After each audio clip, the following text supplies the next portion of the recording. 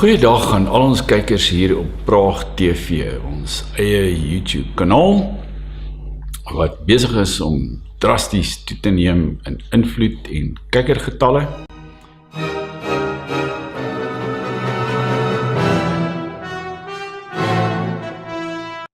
And I'm again talking to the lovely Brandi from Texas, an activist for Afrikaner rights in Texas.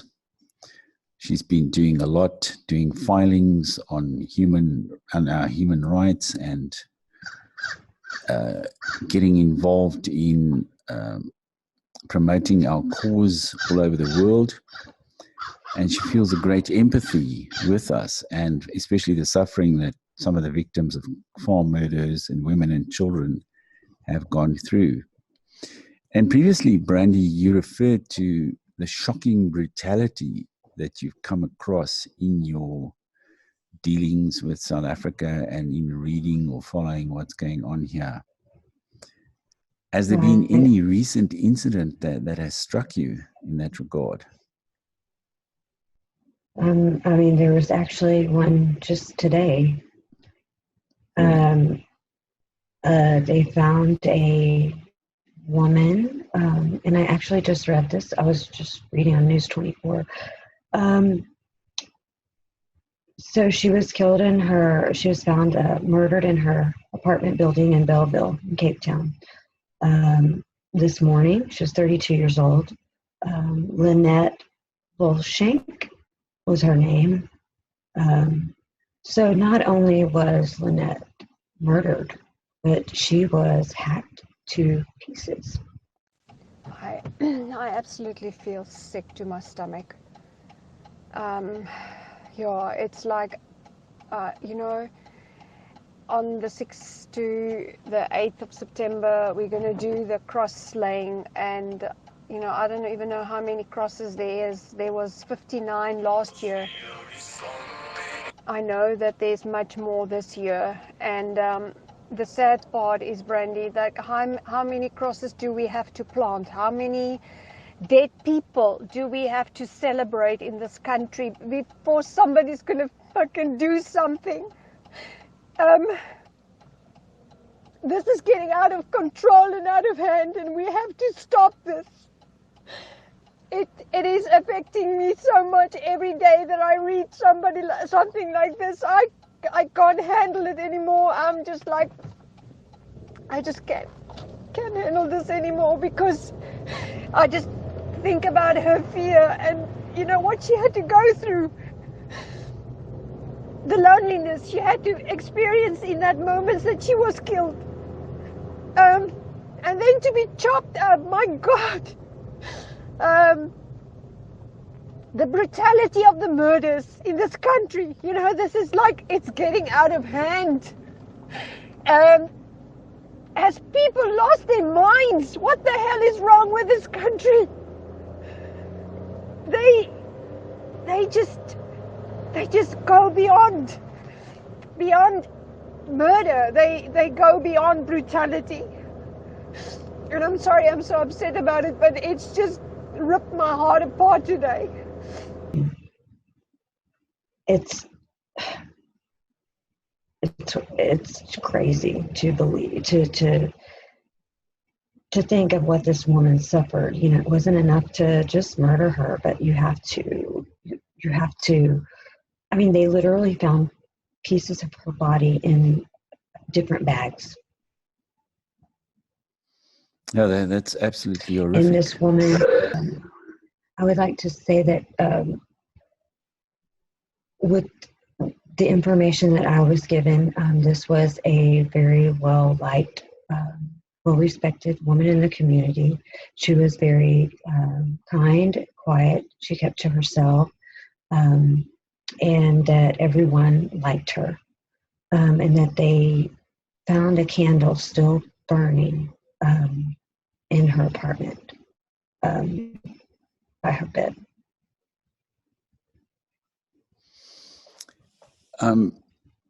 Do you come across, just by way of comparison, are there things like that happening in the United States, or not very often? these sort of macabre murders? I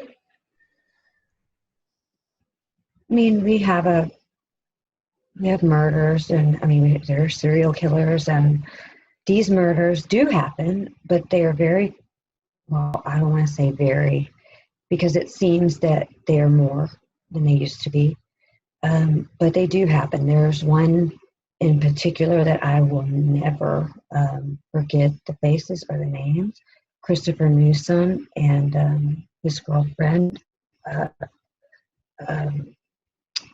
Shannon Christian. They were teenagers. They were kidnapped. Shannon was a very devout Christian. She was about 17 years old, I believe. She was saving herself for marriage, very active in the church. They were kidnapped and they were tortured for days. She was raped so brutally that her parents had to sit through the trial and listen to all of the injuries to her body, her throat being ripped, her mouth. I mean, they eventually stuffed her in a trash can where she suffocated. Where did this happen? I don't remember what state, but I want to say Chicago. They were on a bad side of town. I mean, they were taken to a bad side of town. They were carjacked. Christopher Newsom was left on railroad tracks after he was set on fire. He was sodomized with an object. He was tortured. He was burned, shot. So it does happen. And these were just kids. And it was done because they were white. Because they were white. Yes. And their assailants, they were not white, I suppose. I believe there were 3 men, and there was a woman. A woman that sat in this house and watched this young girl go through this for a week. I don't care what color you are. I don't care anything about you. I, as a woman, am not going to sit and see another woman suffer anything like that, ever. But you wouldn't say, well, in South Africa, it seems that this brutality has become characteristic of our society, and especially of this regime, of this ANC regime. But in the US, I mean, an incident like that, it seems exceptional. It's not characteristic of life in America. No, it's not. It's very shocking. Yes. It's very shocking. And it was ignored. The media failed these kids here. Just so you know, it's not isolated to only South Africa that the media blacks things out. It just doesn't happen here, you know, like it does there. There, it's an everyday occurrence. Every day. Yes, literally. Every week, the rapes. There's some murder or, right. Yeah, and as you say, women not only white people suffering. Abused. Right. And children. I mean, the rape rate for children, all children in South Africa is, I can't tell you the exact number, but it's horrifying. It's worse than the murder rate. I know that. Yeah, South Africa is supposed to be the rape capital of the world. We have more rapes and sexual crimes than any other country on earth. Right. And a lot of these are committed against children.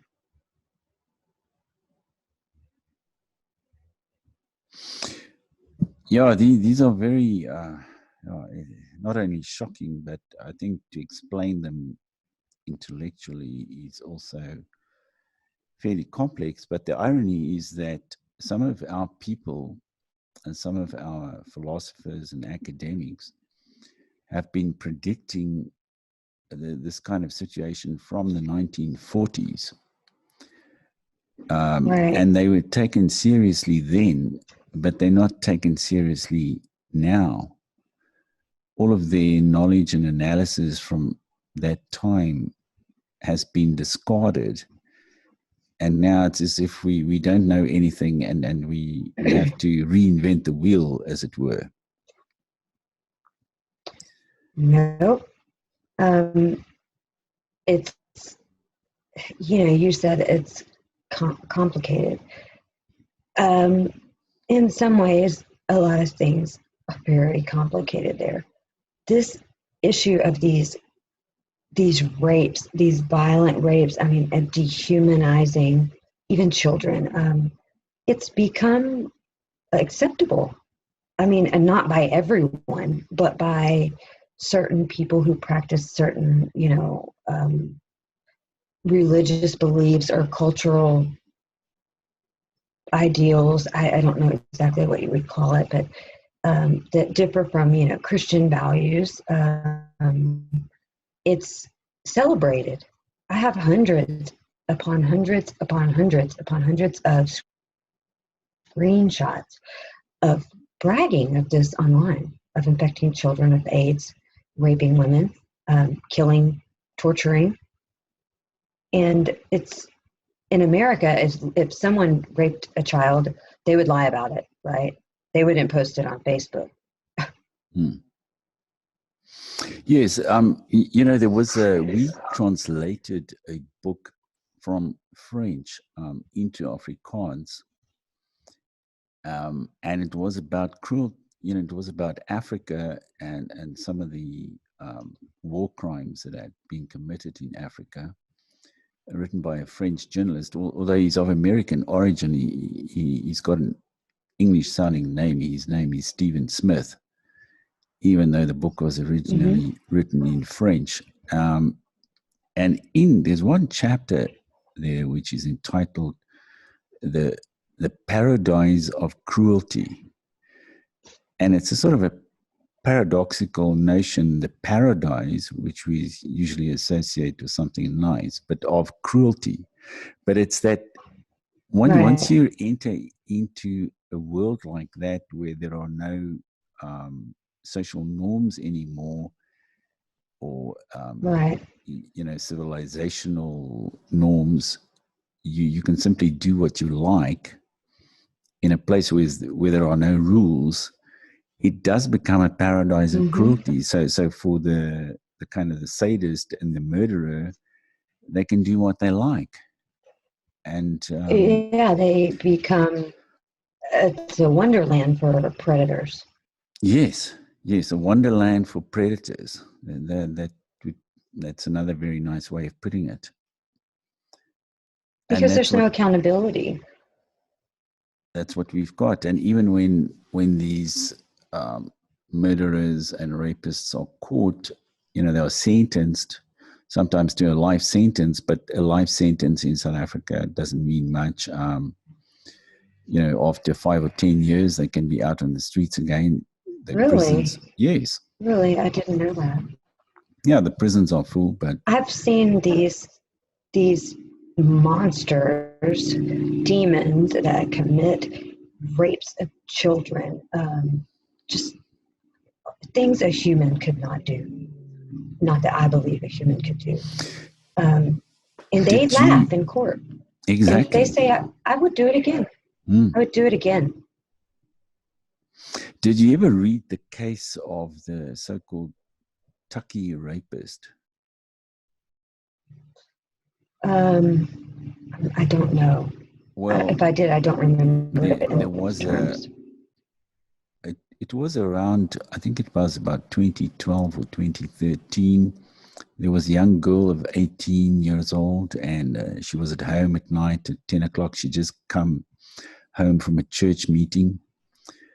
And then there was a young black criminal about early 20s, and he'd broken into her house and he was waiting for her, and then he ambushed her and he almost killed her. It was just a miracle that she survived. But while she was bleeding, he stabbed her 23 times. He stabbed her so hard that the part of the blade was stuck in her skull, and it had to be surgically removed afterwards. And while she was bleeding to death, he was raping her. That story was covered by one or two journalists in Pretoria in the court, but nobody else wrote about it. It was just completely swept under the carpet. And fortunately, her parents they sued the state for damages, and I think they got about 5 or 10 million rand from the state, because they'd actually he'd been up on a similar charge, on a rape charge before, and he was still awaiting trial on that, and they let him out on bail of 1,000 rand. I mean, can you imagine that? He was already charged with rape, and they let him out on a bail of 1,000 rand, which is the equivalent of maybe $60, $70. Right. And you know he's a predator. He's done this before. Well, I mean, it's not worth the money for this young girl to have suffered this. But at least they were held accountable in some way. Her face, I mean, he'd stabbed her in the face and so on. She was disfigured. She had to have plastic surgery. And that's what I mean about the brutality. That to do this to a human being who you don't even know, the level of hate that it takes to stab someone so many times and so hard that you break a knife off in their skull. That is not a regular crime. Most people that kill somebody like here, they want to shoot them, that they don't want to see them. It's not so up close and personal, and so just brutal. It takes hate to commit that kind of crime. But I sometimes wonder if South Africa is an over-politicized country. Everything is here is political. It's completely over-politicized. It's like the Soviet Union was, or communist societies, or Cambodia, where if you wore glasses, they killed you because then you belonged to the privileged class, because it meant you could actually read, and they didn't want people to read. So they would just kill the people wearing glasses under Pol Pot in the late 70s. Now, we're almost at that stage here where it's become so crazy that... because they want to control every single there's thing. This constant propaganda from all the radio stations, TV stations. But it's just about money. That's it. Yeah. And they're keeping the entire country in this state of hysteria about racism and apartheid, and then you eventually get the effects of it in that some of these crazed criminals, they feel justified in exacting this kind of torture. Because they believe. Yeah, on innocent people. They believe this propaganda. So my opinion on this is that the government does this, blames this on apartheid and the Afrikaner and English community to distract from who the real perpetrators of why people don't have anything, why everything is so horrible there. And whose fault is it? The government. Yet they lie to the people and blame a tiny minority of people, incite murder, rape, and worse against them when they are the perpetrators of the crime. They are the perpetrators of the crime. They lie to these people who then lie to their children from birth. They're indoctrinated to believe in some nameless, faceless entity that is just out to get them and keep them from ever having anything, ever succeeding in life. That is not conducive to society or your children. Yes, you're right. It's actually child abuse. It's this perpetual cycle of ethnic revenge, and it's leading to and it's actually destroying us. And it's not only destroying us, but it's also destroying them, because ultimately are dead. Ultimately, it's also going to destroy our economy and our reputation in the It world. already is. It is, because a lot of people don't want to come here. We're dependent on tourism, but, Oh, after so many tourists have already been we attacked. have a travel warning to not travel to South Africa right now. Is An that American right? was just From the killed, United murdered. States, from the State Department, they are. Right now we have a travel warning about traveling to South Africa. Well, there you have it. From the State Department, who just denied someone's asylum claim based on South Africa is safe. Well, I also saw a list from the Netherlands, which has also been a very liberal country for decades now. And South Africa is not on the list of safe countries. No, they know exactly what's going on. They do. There's no way that I know more than my government, and they have everything any person could ever need to get information at their fingertips. It's not possible. But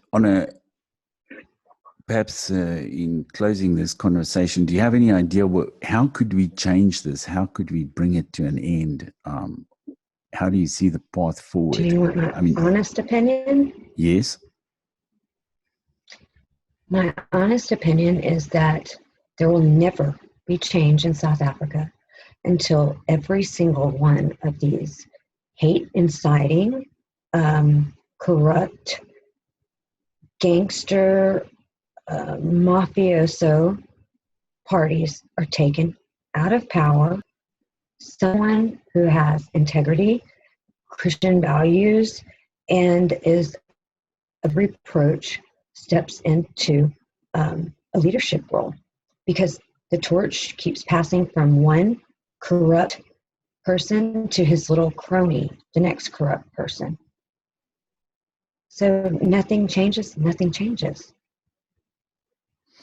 Yes, you're right. We've got criminals ruling us. I mean, they're all involved in court cases and so on. And it's like a prerequisite. Even the mainstream media write about their corruption and how they're passing bags of money to one another, or they publish extracts from their bank accounts where they're receiving R500,000 or 3 million rand in bribes and payments, so-called payments to influence people. We filed on David Mabuza. There. Okay. Ramaphosa gave a statement in the media when asked about all of these claims about David Mabuza, all of the rumors. And Ramaphosa's statement was that nothing had been presented, no evidence had been presented to himself or the prosecutors on David Mabuza. That if credible evidence were to be presented, it would be investigated, taken seriously, and no one would have anything to fear. Well, we did file on David Mabuza with the statement of former hired hitman of David Mabuza and Steve Mabona. This statement is so detailed that it can be corroborated, a lot of it. He tells who he killed, when he killed them, where he killed them, why he killed them. They're all, most of them are dead. There are a few of them that survived, but, and they got back with us right away. I mean, we filed it with the chief ANC whip, the Zondo Commission, and Cyril Ramaphosa's office himself. They told us they were investigating.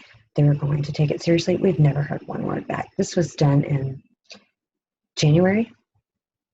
And this is a valid court document stamped by the court magistrate that is very damning. And nothing happened. We knew nothing would happen. Well, if that happened in my country, it would, someone would be getting the death penalty. Yeah, he would be out of office, or he would be fired, or he would almost be ruined for life. His career would be ruined for life. He would have to go and do another job. Right. Like kind of how they've done to Steve Hofmeyr, and yet Julius Malema still has a job. Yes, Not you're quite fair. right. Do you listen to Steve's music sometimes? I have listened to some of his music, but I mostly just have a great respect for him because he does a lot of great things, and he sacrificed a lot to speak for his people. And he does not receive the respect or the credit that he deserves for that. And be boycotted and all of this. He could have just kept his mouth shut and kept singing, but he did not. And I stand up for him a lot because I don't think enough people do. He stood up for you. You should stand up for him. Well, I have stood up for him, yes. Not always No, I don't with mean great you. success. I'm speaking Yeah, in sure. general to the public. Okay, great. No, you're right. You should tell them to stand up for Steve because he is somebody who is taking a lot of risks on our behalf and Right. in advocating for us, and we should support him. He didn't have to do that. Exactly. There's nothing forcing him to do it. He wants to do it because he feels. I get very angry when I see people just going after him and attacking him. And I tell them because no man is perfect, first of all. And not everyone would look so good under the media spotlight of it and microscope, right? Luckily, we're not all under that. But who are you to judge? Are you perfect? Yes. Not you, Dan. Oh, what are you saying? I'm just saying I shame them because I Yes. feel that it's wrong. And I'll shame the hell out of them because I tell them you criticize him for something that's none of your business, first of all. You call him this, but do you know him personally to call him this? If not, then, I mean, he's sacrificed a lot to try to get the information to the world, just like all of us are doing. He has a platform to do so, and he used it for good to try to help, and he paid very dearly for that. And I believe that his community, his people should rally behind him. No, we'll definitely build a statue for him, and for someone like you who's also helping us to a great degree, all the way from Texas. Thank you. I don't require a statue, though. Well, apparently I saw a report the other day that the FRK, the Federation of Afrikaans Cultural Societies, that has existed since 1929, that they've released a whole new budget for building lots of new statues. So I think we should, we should tell them, Really? we should make some suggestions there, or that they can put up a few new statues. I would die of embarrassment. Okay. Well, on that note, thank you once again, Brandi, for talking to us, and hopefully it won't be the last time. No, definitely not. I greatly enjoy talking to you. Great. Until next time then. Thank you.